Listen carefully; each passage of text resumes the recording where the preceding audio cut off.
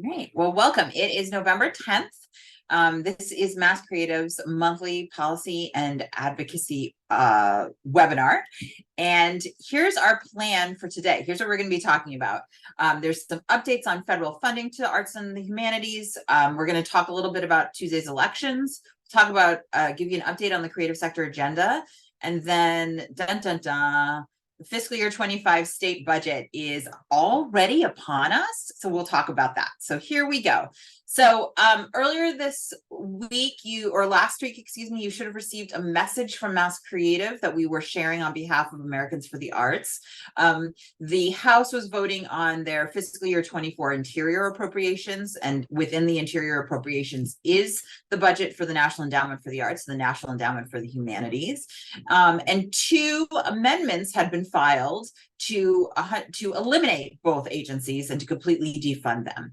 Those amendments were roundly defeated. 100% of Democrats in the House voted to dismiss the amendments, and they were joined by a significant, about 60 members, or about 60 additional Republicans who said that's ridiculous.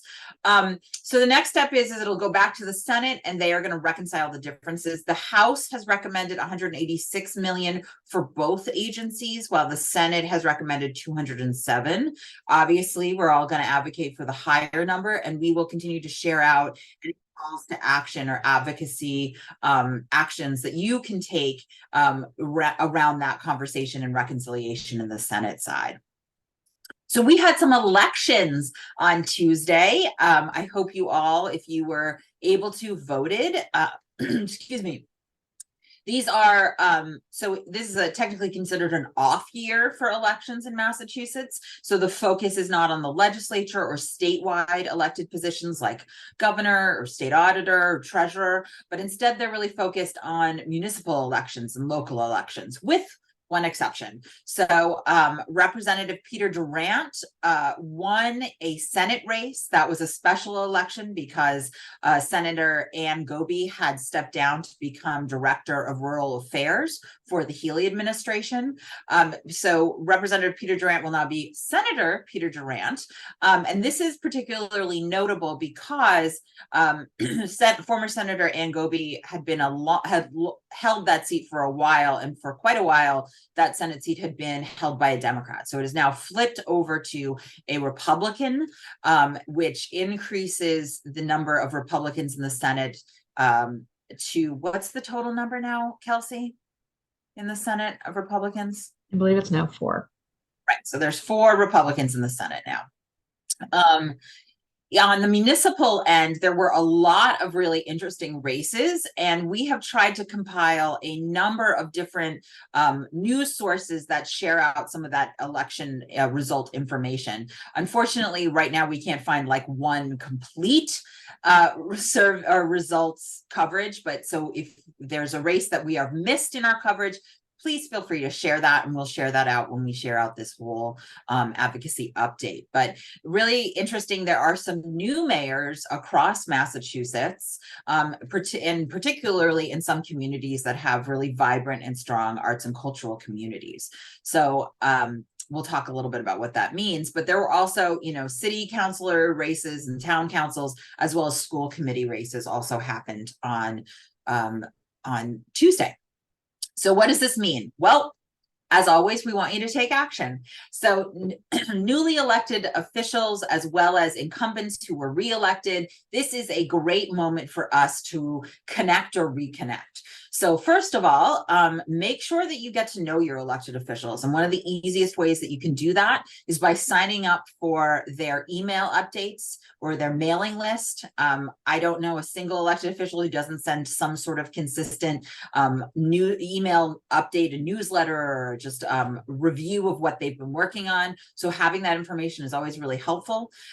You can also, most elected officials now have a presence on social media. So you can, if you're on social media, you can follow them. Those are really great ways to do a couple of things. One, get to know what are their priorities, what are the things that they're most passionate about, and two, to get a heads up when there's opportunities to convene with them, right? Most elected officials will hold some sort of in-district or constituent coffee hour or, you know, after work gathering where they want to meet and hear from you, and their staff want to hear from you. And so making sure that you are aware of when those are is a really great, and that you go to some of them is a great way to build a rapport with those elected officials.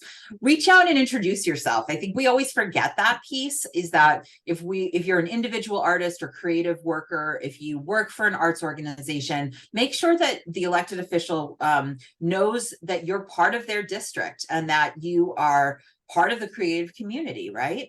And then educate them and their staff on the issues. And so you don't have to do that immediately. You don't have to say, hi, my name is Emily, and here are the 5 things I want you to know about the arts and cultural community. But you can say, hi, my name is Emily. I'm a member of, you know, I'm part of the creative ecosystem in your district. It's really exciting and lively, and I'm excited to share more information about what we're up to. And then you can occasionally follow up with them. If you're an arts organization, make sure that the elected officials are on your, you know, your VIP list when you're sending out information or invitations to events. If you're an individual artist and you have either a gallery showing or an unveiling of a public art project or a performance, make sure that you're inviting your elected officials to those and inviting their staff, and just say, hey, this is an opportunity for you to see some of the work that I've been doing that's been happening in your community. You will be surprised how just that small set of actions will shift the relationship that that elected official has to caring about our issues and understanding that real people in their district are connected to this work. So let's move on. We're going to talk about the creative sector agenda. So as you know, last year, literally this month and next month, or November and December of 2022, we traveled around the Commonwealth holding conversations to receive community input about what is most needed now in terms of policy solutions. And so we have the creative sector agenda. Those are the 5 bills that we're working on this session with all of you. And we all hit a really big milestone last week when when a hearing on the Downtown Vitality Act had its hearing, and that is the last hearing that we will have for our creative sector agenda. And why does that matter? Well, hearings are an essential part of the legislative process and as a bill's progress through becoming a law, or hopefully becoming a law. And so what was really fantastic to see is that at all 5 hearings that were held, there was really strong and vocal support from advocates around the need for these bills. In fact, at last week's hearing, one of the co-chairs remarked how impressed he was to see so many different folks turning out in support of the Downtown Vitality Act. So that is really exciting, because what that means is that the committee knows that people across the Commonwealth care about these bills and want to see them move forward. But unfortunately, we need a little bit more. So we had a meeting with one of the co-chairs of the Tourism, Arts and Cultural Development Committee yesterday. And what they said is we want to see more written support for the 3 of the 5 bills that are in their committee. And those 3 bills are the Creative Space Preservation Act, the Cultural Equity and Tourism Bill, and then the Place Act, which is the Public Art Bill. And so if you have not had a chance to submit a letter of support, it's technically called written testimony, but it really is a letter of support. We need to make sure that those committee chairs receive that information as soon as possible. And if you hit up our website, you're going to find all of the instructions on our website for each one of those bills, where to send it. Kelsey has done a phenomenal job wrapping up and creating some talking points that can help you, some facts and figures to make your case. And so if you can both for yourself or your organization, make sure that you're submitting those written letters of support, as well as expanding it out. You know, there's a couple of the bills that we're working on this session are really about engaging local cities and towns and city and town government. So if you have relationships with your city and town leaders, having those cities submit letters of support for our bills is going to make an enormous difference, particularly around the Downtown Vitality Act, the Creative Space Preservation Act, and the Place Act. The other thing that you can do right now that will make a huge difference is drop a note to your legislators and ask them to co-sponsor these bills. You can go again on our website, you will find, you can look up who your elected officials are. They have an email right there that you can use. And we don't have like a pre-populated form letter because honestly, legislators have been telling us like we can see through that really easily now. So what we're asking you to do is just jot a note and say, hey, I'm a constituent. I really care about this issue. It would make a huge difference if you would co-sponsor this bill. We've also created, thanks to Richeline, she's actually created some calling scripts and then some email templates that you can use for each one of those bills. So you can drop, you can send an email or you can make a call, and that makes a huge difference. One of the the next big milestone that we're looking out for is Joint Rule 10, which is on February 7th of 2024. I have it literally, it's a post-it note on my computer screen so that I don't forget.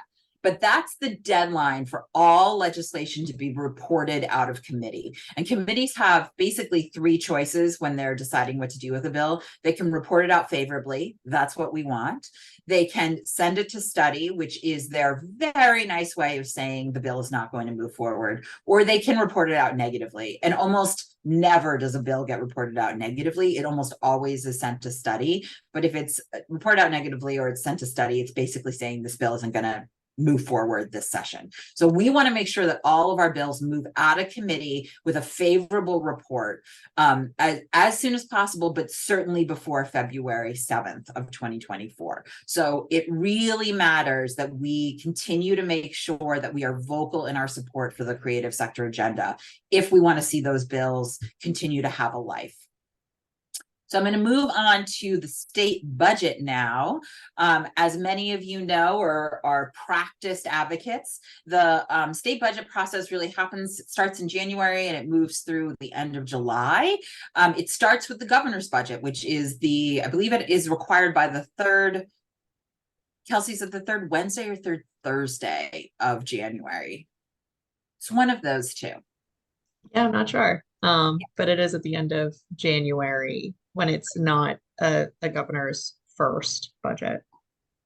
So Governor Healy put out her first budget last year, so she's now considered a practice pro at this. And so we're going to expect that budget like the third week of January. And that will start the conversation, right? And as we know, legislation and budget and state spending is all about conversations and it's all about priorities. So once the governor releases her budget, it'll move to the legislature. First, it'll go to the House, then it'll go to the Senate, and those two versions will be reconciled during a conference committee session, and then the legislature will vote to approve, and it'll be sent to the governor for signature. So all of that vote to approve really needs to happen by the end of July. Ideally, it's at the governor's desk before the end of July, right? Because that's when the new budget starts. And so they want to make sure that that happens for that fiscal year. So we've made a lot of progress thanks to strong, consistent, united advocacy, and thanks to a Mass Cultural Council that is incredible stewards of state funds for the creative sector and for creative sector investments. So just a little, for last year, we were able to hit that milestone of $25 million, which is a really big deal because that is almost at the top level, the max level the agency has ever received, which happened in 1988. So this 25 million is it's an important mile marker in how we're doing this work. It roughly translates to about $3.56 cents per person per resident in Massachusetts, which is good. It puts us in the top 10 nationally in terms of how line items to state arts agencies stack up. But MASSCreative launched last year our campaign for 5, because we really believe that getting us to a $5 per capita per resident spending is an important step in just continuing to make sure that Massachusetts is investing wisely and strongly in the creative sector. And so if we say $5 per capita, that roughly is a $35 million line item to the Mass Cultural Council budget. Now that's a $10 million increase from last year, and we know that's going to take a couple of years to get to it, but we're going to start this process off by advocating for that $5 per capita. And here's how we're going to do that, how we're going to do that together. So first of all, this is why building and sustaining strong relations with our elected officials, particularly on the state level, our legislators and the governor and lieutenant governor, matters a lot. So again, if you haven't had a chance to reach out and introduce yourself to your elected officials, don't wait. You can do it anytime, but now's a great time to do it. And then we are going to work on developing a sign-on letter that you as an advocate can sign on to send to the governor and the legislative leadership and say, we as the creative sector, which is contributing a significant amount of economic value to the Commonwealth, is connecting us together, is helping raise empathetic and and socially emotionally social young people. We really need to see a stronger investment in our creative work. And that's why we're asking for to reach $5 per capita. We'll send that, we're going to submit that. Hopefully we're going to have that ready to go shortly. And we're going to submit it probably the middle of December, right? So we can be in time as the governor's administration is developing their version of the budget. The other big thing to mark your calendars is that we're going to have an advocacy week, which is January 22nd through the 26th. And obviously state investment into the arts and cultural sector will play a huge role in our advocacy conversations that week. We'll also talk about the creative sector agenda, as well as additional pieces of policy that are priorities for the creative community to make sure that we not only survive, but thrive, right? So this is a preview. There's some things you can do right now, and there are some things to look ahead to. And speaking of looking ahead, we want you to save another date, which is we're throwing our 10th birthday party, right? So MASSCreative got started 10 years ago. It has, in the 10 years that we've been in existence, we have worked so hard to build a strong community of knowledgeable and confident advocates like you on this call.